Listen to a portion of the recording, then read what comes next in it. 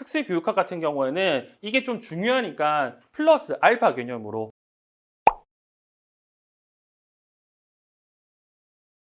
자, 다시 하도록 하겠습니다. 자, 이제는 방금 제가 말씀드렸던 뇌과학 기반의 학습법을 어떻게 1~3월 강의에 적용했는지를 한번 말씀을 드릴게요.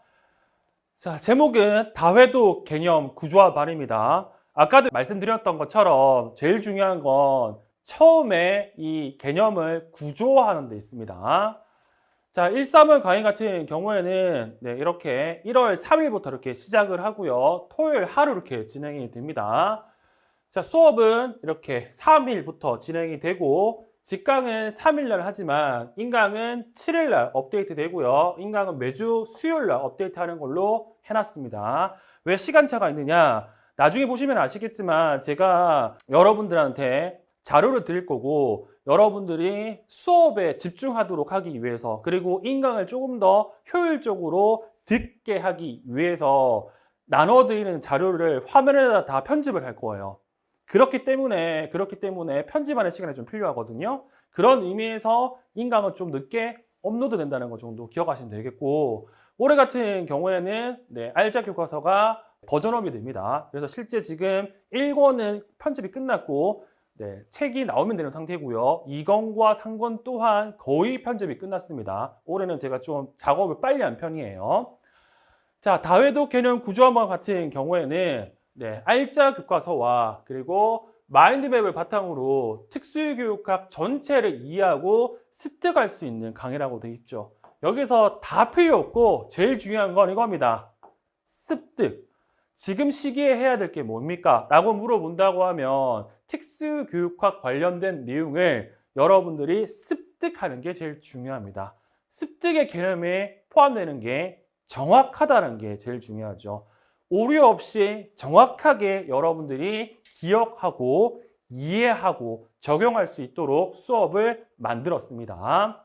자, 그리고 이 수업에서는 방금 얘기했듯이 특수교육학에 나오는 이론과 그리고 정확하게 기출문제를 연결시켜 가지고요.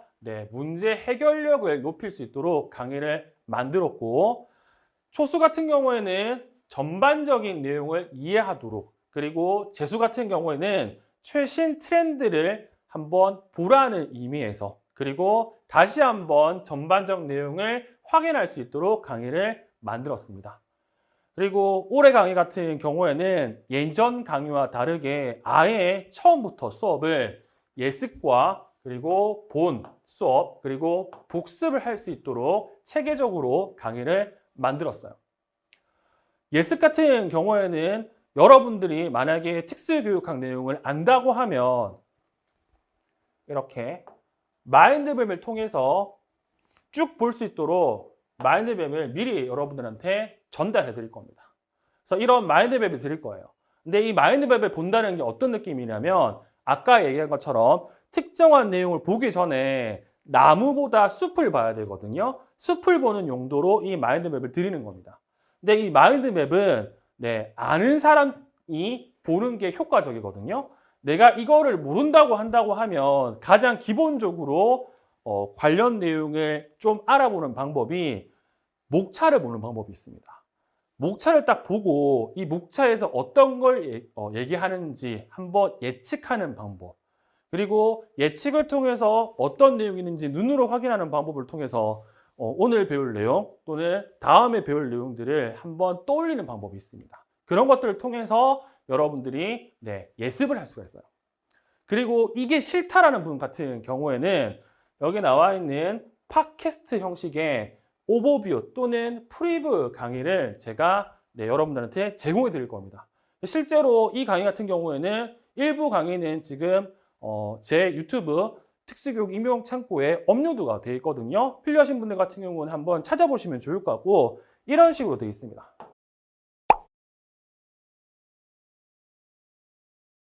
자, 그럼 이제 어른들 얘기는 그만하고 학생들 이야기로 넘어가 보죠. 결국 배움의 주체는 학생들이니까요. 학생들이 서로를 가르치고 배우게 하는 협동학습은 어떻게 이루어지나요? 협동학습이 성공하려면 그냥 자, 이제부터 조별 활동 시작 이렇게 말하는 것만으로는 부족합니다. 반드시 두 가지 핵심 원리가 깔려 있어야 해요. 첫째는 긍정적 상호 의존성입니다. 긍정적 상호 의존성? 네, 자료에 나온 표현을 빌리자면 네가 잘 돼야 나도 잘 된다는 인식을 심어주는 거죠. 우리 팀의 성공을 위해 서로를 도울 수밖에 없는 구조를 만드는 거예요. 아, 우리는 한 배를 탔다는 느낌을 확실하게 주는 거군요. 그럼 두 번째 원리는요? 개별 책무성입니다. 내가 맡은 일은 내가 책임진다는 거죠. 팀 점수로만 평가하면 꼭 기여는 안 하고 점수만 받아가려는 무임승차가 생기잖아요. 그렇죠. 꼭 있죠. 그런 친구들. 네, 그걸 막기 위한 장치입니다. 이 두 가지가 없으면 그건 협동학습이 아니라 그냥 시끄러운 조별 활동이 될 뿐이에요. 그렇다면 이 원리들을 교실에서 어떻게 구현할 수 있을까요? 좀 재밌는 수업 모델이 있다면 몇 가지만 소개해 주시죠. 가장 보편적이고 강력한 모델 중 하나가 성취과제의 분담학습, STAD라고 하는데요. 일단 교사가 전체 학생을 대상으로 수업을 하고요. 그 후에 다양한 수준의 학생들이 섞인 팀을 짜서 함께 공부하고 복습하게 합니다. 그리고 마지막엔 각자 퀴즈를 보죠. 잠깐만요. 결국 개인별로 퀴즈를 보는 거면 공부 잘하는 학생이 있는 팀이 무조건 유리한 거 아닌가요? 바로 그 지점이 이 모델의 핵심입니다. 팀 점수를 매길 때 개인의 퀴즈 원점수를 쓰는 게 아니에요. 그럼 뭘 쓰나요? 과거 자기 점수 대비 얼마나 올랐는지를 보는 향상 점수를 사용합니다. 아, 그러니까 원래 50점 받던 학생이 노력해서 60점을 받으면 10점이나 기여하고 늘 90점 받던 학생이 95점을 받으면 5점을 기여하는 거군요. 와, 이건 게임의 규칙을 완전히 바꾸네요. 성적이 낮은 학생도 팀의 에이스가 될 수 있겠어요? 맞습니다. 그래서 모두가 적극적으로 참여하게 되죠. 또 다른 재미있는 모델은 과제 분담학습, 직소 모델입니다. 이름처럼 퍼즐 맞히기 같아요. 직소요? 네, 하나의 큰 학습 과제를 퍼즐 조각처럼 팀원 수만큼 나누는 거예요. 예를 들어 조선시대의 왕을 공부한다면 A는 태조, B는 세종, C는 정조를 맡는 식이죠. 그 다음 각 팀에서 같은 왕을 맡은 학생들끼리 모여 전문가 집단을 만듭니다. 거기서 자기가 맡은 왕에 대해 완전한 전문가가 되어 돌아오는 거예요. 그리고 원래 자기 팀으로 돌아와서 서로가 전문가가 된 내용을 가르쳐 주는 거군요. 네, 그렇게 해서 전체 퍼즐을 완성하는 거죠. 그런데 여기서 아까 지적하셨던 것처럼 위험한 지점이 있어요. 만약 우리 팀에 세종 전문가가 내록을 제대로 공부해오지 않으면 우리 팀원 전체는 세종에 대해 아무것도 모르게 되는 거잖아요. 바로 그겁니다. 와, 한 명에게 의존하는 리스크가 너무 커 보이는데요? 만약 그 학생이 아프거나 그날따라 집중을 못하면 어떡하죠? 아주 현실적인 걱정입니다. 그래서 전문가 집단 활동이 정말 중요해요. 교사는 이 전문가 집단이 제대로 학습하는지 철저히 감독하고 지원해야 합니다. 또 원르팀으로 돌아가서 다른 팀원들을 가르칠 때 사용할 학습 자용을 함께 만들게 하는 등 한 명의 실수로 전체가 무너지는 걸 막을 장치를 마련해야 하죠. 어떻게 보면 그런 위험 부담이 오히려 학생들에게 더 큰 책임감을 느끼게 하는 동기가 될 수도 있겠네요. 됐죠? 이렇게 여러분들이 본 수업을 듣기 전에 이러한 오버뷰 형식의 강의를 시청하고 오시면 됩니다. 그래서 직강 오실 거라고 하면 이동 시간에 이거 그냥 듣고 오시면 돼요. 듣고 오시면 대충 오늘 무슨 소리 할 건지 그리고 어떤 내용이 중요한지를 충분히 파악하고 오실 수 있을 겁니다. 그러면 토요일 오셔서 뭐 할 건데 라고 물어본다고 하면 이렇게 수업이 진행이 될 겁니다. 자, 방금 봤던 협동학습과 관련된 내용인데 지금 이렇게 제가 수업하기 전에 중요한 부분에 대한 밑줄을 다 이렇게 그어 놓을 거예요. 그리고 직강 같은 경우에는 제가 수업을 할 때 어떻게 할 거냐고 하면 지금 여기 나오는 것처럼 이 펜을 이용해서 얘네들을 다 어떻게 한다? 구조화를 할 겁니다. 이렇게 다 구조화를 할 겁니다. 근데 여러분들은 이렇게 못 할 거잖아요. 책이 있으니까. 그래서 인강생들에게 미안하지만 직강생들한테는 제가 기화펜을 드릴 겁니다. 기화펜이 있다고 하면 이거 그대로 따라 하시면 나중에 싹 없어집니다. 그리고 또 어떻게 할 수 있다고? 집에 가서 똑같이 할 수 있어요. 그런 식으로 함으로써 머릿속에 끊임없이 구조화를 할 수 있을 겁니다. 그래서 수업 때 중요 부분은 여러분들이 밑줄 치거나 표시를 해 놓으시고 수업 때 제가 하는 이 구조화 방식을 따라 하셔서 어떤 게 중요하고 그리고 제가 말씀드렸던 평가하기에서 협동학습에서 제일 중요한 게 뭐냐 그리고 이 협동학습에서 여러분들이 기억할 내용이 뭔지를 기억하시면 되겠죠. 그리고 이렇게 적극적으로 뭘 할 거냐면요. 네, 적극적으로 이러한 시청각 자료들을 이용할 겁니다. 이거 같은 경우는 여러분들이 AI와 관련된 기술을 조금만 알고 있다고 하면 인포그래픽이라고 얘기를 하는데 이러한 인포그래픽을 이용해 가지고 전반적 내용을 눈으로 다 확인해 드릴 겁니다.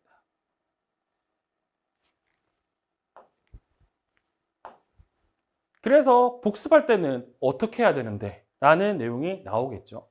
일단 이렇게 수업을 다 한 다음에요. 맨 마지막에는 어떻게 할 거냐면 여러분들한테 뭘 드릴 거냐면 네, 이러한 필기 노트를 드릴 겁니다. 필기 노트는 제가 다 삼성 노트북, 삼성 핸드폰에 있는 삼성 노트북이라는 앱이 있거든요. 이 앱으로 다 만들어 가지고 여러분한테 드릴 거예요. 그래서 PDF 파일도 드릴 거고요. 노트 앱 파일, 세이브 파일도 드릴 겁니다. 그래서 이걸 이용해 가지고 여러분들이 공부를 하시면 돼요.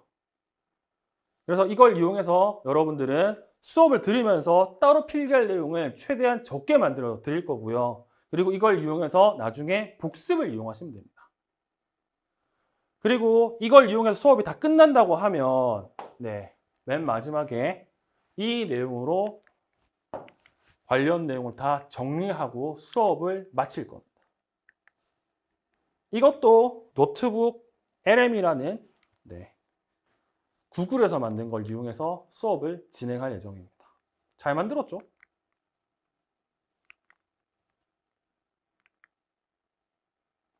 됐죠? 시각적으로 보여줘야 기억이 오래 남으니까 이렇게 이용하는 거예요. 자, 그리고 이제 복습이 중요한데 제가 지금까지 복습이 중요합니다. 복습해야 됩니다. 이렇게 얘기하더라도 많은 분들은 복습을 안 해요. 그리고 어떻게 하는지도 잘 몰라요. 그래서 올해는 야심차게 그냥 복습도 이렇게 하는 거라고 제가 알려드릴 겁니다. 복습 어떻게 할 거냐라고 하면요. 이렇게 진행할 거예요.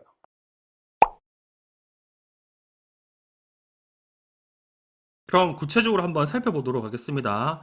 만약에 오늘 수업이 지금 보고 있는 협동학습이라고 얘기를 한다고 하면 협동학습과 관련된 정의 또는 개념들을 여러분들이 암기를 하셔야 되겠죠. 일단 기억하기 위해서는 수업 때도 말씀드린 것처럼 여기 나와 있는 공동의 목표, 소집단, 그리고 상호 의존성, 학습자 중심의 교수 방법이라는 이 키워드들이 여러분들 머릿속에 남아야 돼요. 그래서 수업 때도 제가 말씀드렸던 이런 형태로 다 수업을 진행했다고 기억하시면 되겠습니다. 그러면 당연히 누군가가 협동학습이 뭐예요라고 물어본다고 하면 공동의 목표를 소집단을 가지고 상호의존성을 발휘해서 학습자 중심의 교수 방법이라고 얘기를 할 정도로 여러분들이 암기를 해야 된다는 뜻이죠. 그래서 보기만 하는 게 아니라 이거를 끄집어내야 되잖아요. 이 끄집어내는 방법이 중요한데 예전에 했던 방법, 올드한 방법으로는 이러한 공동의 목표 그리고 소집단, 상호전성, 학습자 중심의 교수 방법 이 부분을 어떻게 한다? 연필이나 자 등등으로 가리고 하는 방법이 있습니다. 가리고 하는 방법. 아니면 지금 같이 스마트 기기들을 이용할 때는 뭐 삼성의 노트, 뭐 애플의 굿노트 기능들을 살펴본다고 하면 이게 지우기 기능이 있거든요. 이 지우기 기능들을 이용해 가지고 이 부분들을 지워서 여러분들이 문장을 읽으면서 해당 단어들을 떠올릴 수 있도록 하는 방법들이 있습니다. 이런 방법들을 통해서 특정한 개념, 정의들을 여러 번 확인해서 기억하도록 해야 돼요. 그러면 여기 나와 있는, 다음에 나와 있는 협동학습의 요소가 있죠. 이 요소 같은 경우에는 지금 보시는 것처럼 긍정적 상호우전성, 대면적 상호작용, 그리고 개별 책무성, 사회적 기술, 집단 가족 총 5개가 있죠. 그러면 일단 먼저 해야 될 건 긍정적 상호 의존성과 대면적 상호작용, 개별 책무성, 사회적 기술, 집단 과정이 뭐다? 여기 나와 있는 협동학습의 협동학습의 요소 혹은 원리라는 거는 여러분들이 기억해 두실 필요가 있겠습니다. 그럼 이거를 기억했다고 하면 이것들을 또 외워야 되잖아요. 그래서 외우는 방법 같은 경우에도 이거 기본적으로 기억해야 될 게 뭐다? 여기 나와 있는 두 문자를 이용해서 기억하는 방법이 있어요. 그래서 구체적 내용들 같은 경우에는 수업 때 더 자세하게 말씀드리겠지만 일단 이 문제 같은 경우 여기 나와 있는 긍정 그리고 대면 이렇게 앞글자를 봤을 때 여러분들이 생각할 수 있는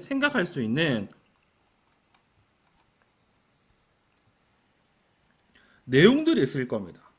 그래서 보통은 이것들을 어떻게 기억하느냐라고 한다고 하면 이렇게 얘기를 하죠. 긍, 대, 개, 사, 집 이런 식으로 협동학습의 요소라고 했을 때 지금 얘기했던 긍, 대, 개, 사, 집 이렇게 떠올려야 되고 그와 관련된 구체적 내용들이 여러분들이 말씀해 주셔야 될 내용입니다. 그리고 나서 해야 될 게 방금 또 했던 것처럼 어떻게 해야 된다? 이 긍정적 상호작용 같은 경우에는 서로를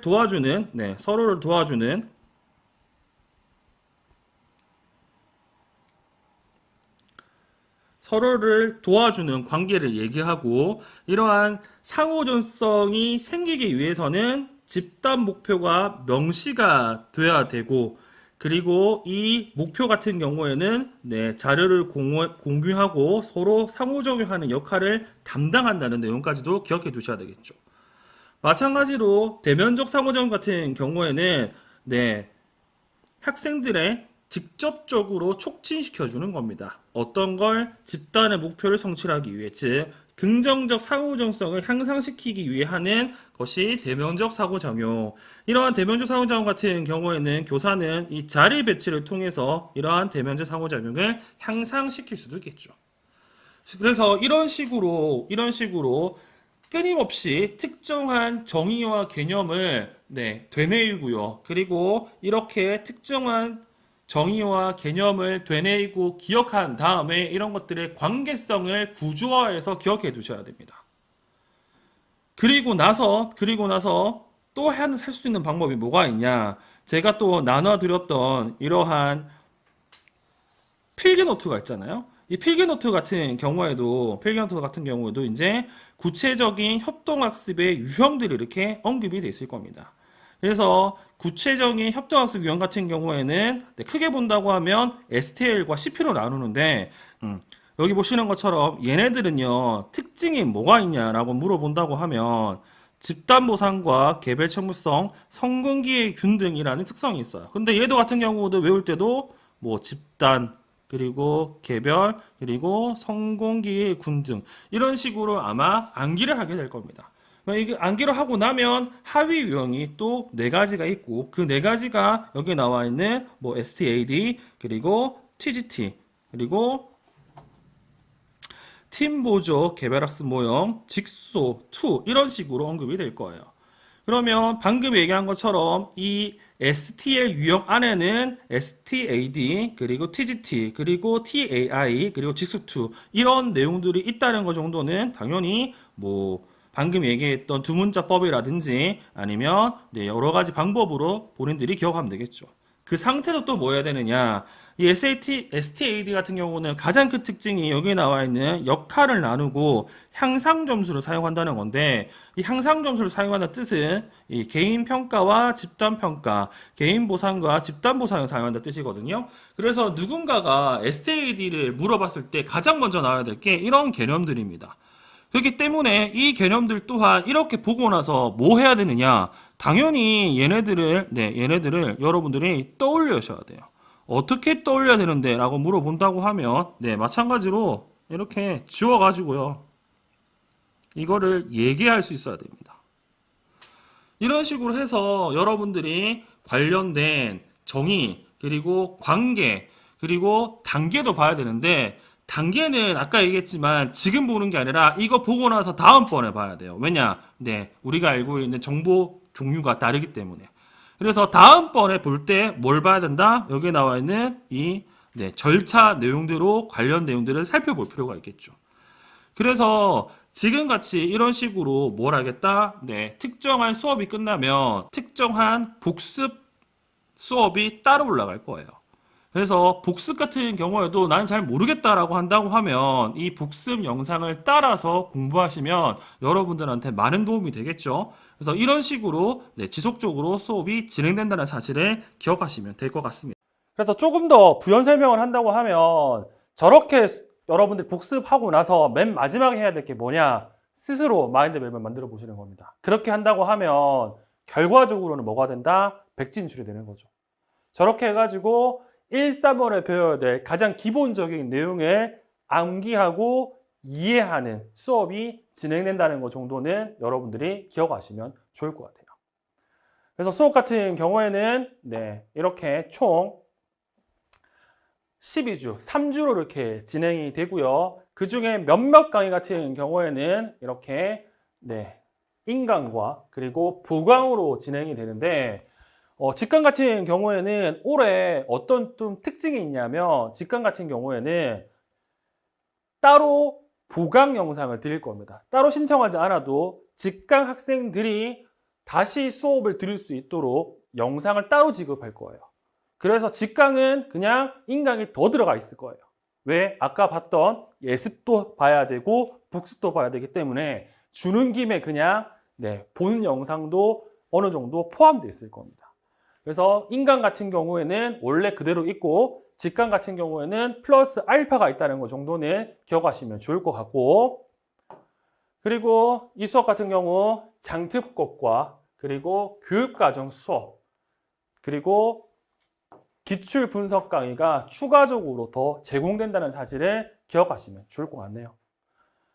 그리고 학원에서는 이렇게 패키지로 만들어 놨으니까 패키지 내용 한번 확인하시면 좋을 것 같아요. 그래서 올해 같은 경우에는 저도 그렇고 여러분들도 그렇고 좀 커다란 변화가 있을 겁니다. 무슨 말이냐 하면 저 같은 경우에도 지금 뇌과학을 기반으로 해가지고 수업을 처음 구성해 보는 거잖아요. 그래서 저 내부적으로도 약간 불안한 점도 있습니다. 근데 확실한 건 제 경험과 그리고 과학적 근거로 기반해서 수업을 구성했기 때문에 이대로 따라오신다고 하면 아마 빨리 그리고 효율적으로 합격할 수 있을 겁니다. 그리고 여러분들 같은 경우에는 올해 기출문제 보시면 아시겠지만 초등도 그렇고 그리고 중등도 그렇고 문제가 어렵다 개념이 아니라 문제가 이상해요. 이러한 형태로 봤을 때 여러분들이 그냥 강사가 이거 보세요 저거 보세요 했을 때 문제가 이상해지면 초등 결과 나온 것처럼 점수가 확 떨어질 가능성이 아주 높거든요.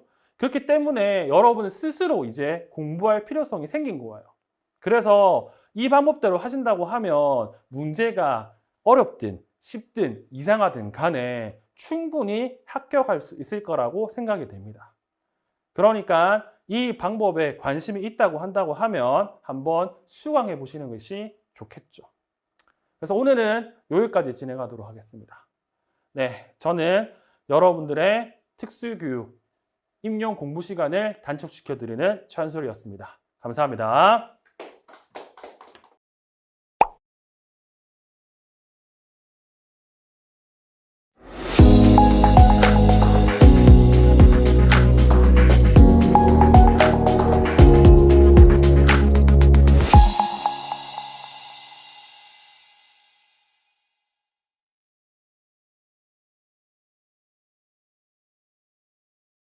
먼저 목각 인형이 머리를 중앙에 두고 팔다리가 대칭인 중립자세로 편안하게 누워 있습니다. 인형의 머리가 천천히 돌아가는 것을 볼 수 있습니다. 머리가 돌아가자 얼굴 쪽 팔다리는 쭉 펴지고 반대쪽 팔다리는 구부러집니다.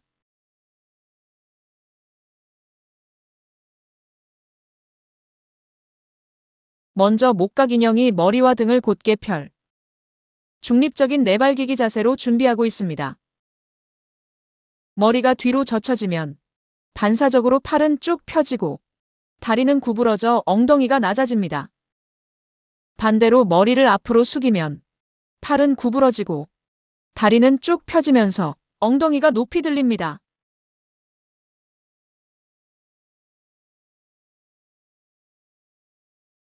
먼저 목각 인형이 등을 대고 바로 누운 자세로 준비합니다. 반사를 활성화하기 위해 인형의 머리를 부드럽게 뒤로 젖혀 신전시킵니다.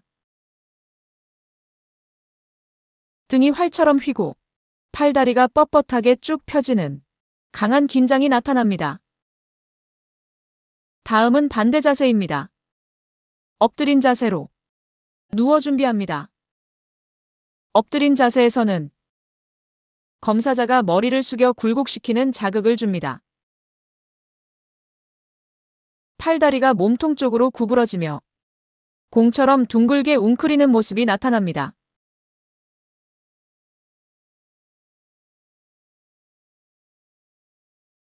검사자가 목각 인형을 안전하게 안아 올려 검사를 준비합니다.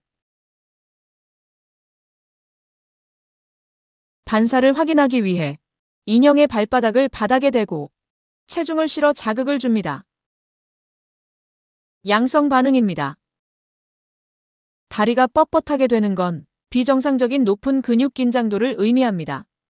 반면 정상적인 음성 반응은 이렇습니다. 다리 관절을 부드럽게 구부려 체중을 안정적으로 지지하는 모습입니다.